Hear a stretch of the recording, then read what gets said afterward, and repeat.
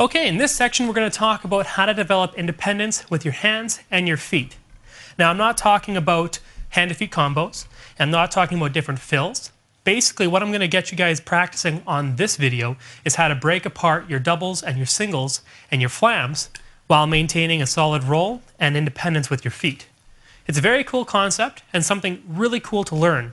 When you're playing double bass beats, sometimes the beats get really boring just hearing the same old beat over top of a roll on the double bass drum.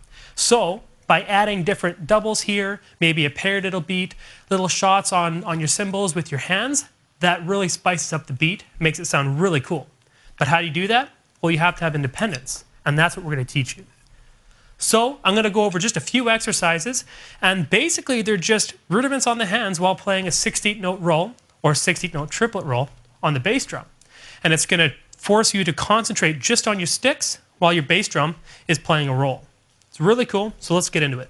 Now these first two exercises are just going to break apart your bass drum and your sticks. You're going to be playing quarter notes on your double bass and 16th notes on your sticks.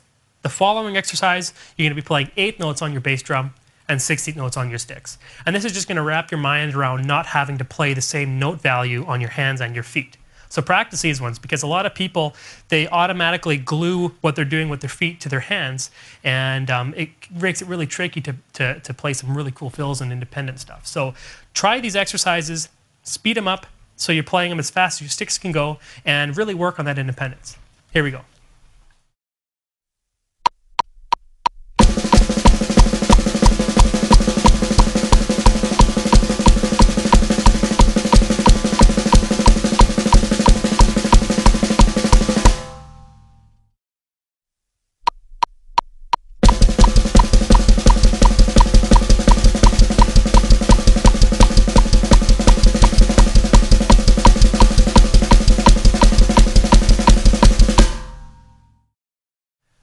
Now for these next two exercises, we're going to do rudiments on the sticks and a 16th note solid roll on the bass drum.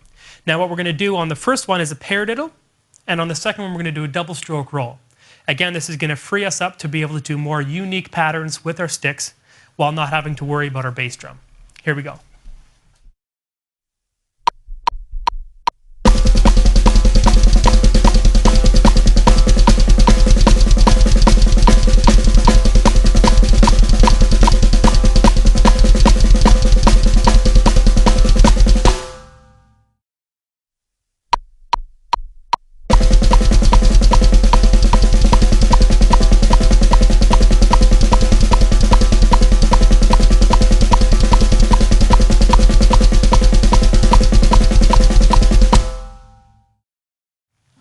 Now this next pattern is a nifty little exercise that I like to use in a lot of my fills, and it utilizes 32nd notes and 16th notes on the snare while maintaining this bass drum roll.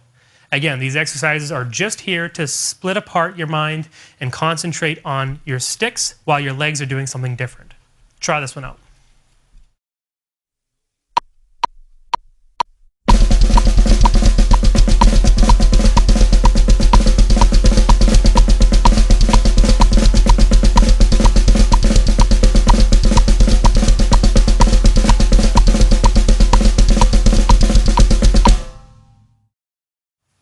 All right, now let's move on to some triplet style rudiments. Before I go further though, that last exercise that you played may have been a little tricky to start. I noticed that when I was starting it, it's a little bit hard to start with a 32nd note while playing the double bass, starting from beat 1. So you might want to start just by playing the 16th stroke roll on your bass drum and then bring in the sticks afterwards. That is a really cool pattern to learn. It's really cool when you're playing your double stroke or your double bass drum beat and then you add in some really cool snare fills and tom fills with that kind of a pattern. So make sure you do learn it, but if it's a little tricky at first, start with the roll and then add the sticks over top. Now let's move on to number 6. It's a basic triple stroke roll, 3 on your right, 3 on your left, while playing an 8th note triplet roll on your bass drum. Here's how it sounds.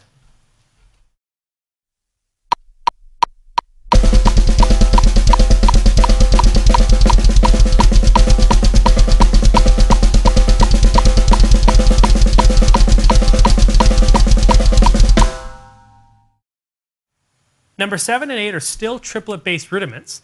I'm going to do the double paradiddle first, followed by a flam accent for number 8. Check these ones out.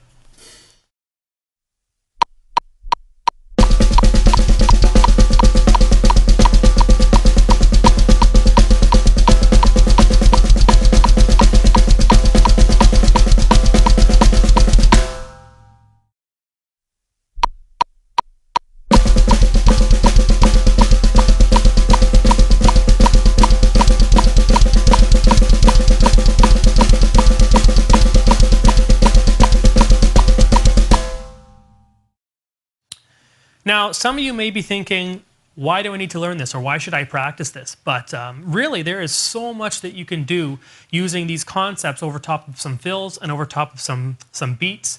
I mean, listen to some Rush with Neil Peart. That guy plays some incredible beats and patterns with his ride cymbal while he's doing something completely different on his double bass and snare. And that takes a lot of practice to develop that independence. These exercises help out. Now, don't just stick with the rudiments I've given you here. I mean, explore other ones. Try a flam tap, maybe try a Radimacue. Also, move them around the kit. I was doing them just on the snare drum, just so you can get the basic concept of it. But feel free to move them on the toms, move them on the cymbals. You never know, you might come up with some really cool fill or beat ideas.